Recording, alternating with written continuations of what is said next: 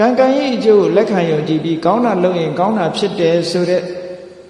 အများကိုကူညီခြင်းနဲ့စိတ်အများရဲ့အကျိုးကိုလိုလားတဲ့မေတ္တာစိတ်ရှိရင်ဘယ်ပုဂ္ဂိုလ်မျိုးပဲရှိဘယ်ဘာသာဝင်ပဲရှိဘာသာနဲ့မဆိုင်ဘူးအဲ့ဒါကြောင့်စိတ်ကောင်းနှလုံးကောင်းရှိတဲ့ပုဂ္ဂိုလ်ထိုစိတ်ကောင်းနှလုံးကောင်းကကောင်းတဲ့ဘဝကိုပို့ပေးပါခေါ်ကဲ့တင်တာတော့မဟုတ်ဘူးပေါ့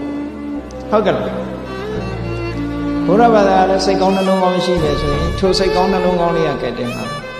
ဘုရားကဲ့တင်တာမဟုတ်ဘူးသို့တော့ဘုရားကဒီလိုထားမယ်လို့သင်ကြားပေးထားတယ်ဆုံးမဩဝါဒပေးထားတယ်ပေါ့ဒီကောင်းပြီအဲ့ဒီသမထကတော်ကြီးကအေးချမ်းချမ်းနဲ့ကြောက်လန့်မဖြစ်ဘဲနဲ့သိခြင်းတရားကိုရင်ဆိုင်သွားတယ်ဆိုတဲ့အဓိပ္ပာယ်မျိုးအဲ့ဒီမှာရေးသားထားတာဖတ်ရတော့ဟောဒါလည်းအတူယူစရာပဲလို့နော်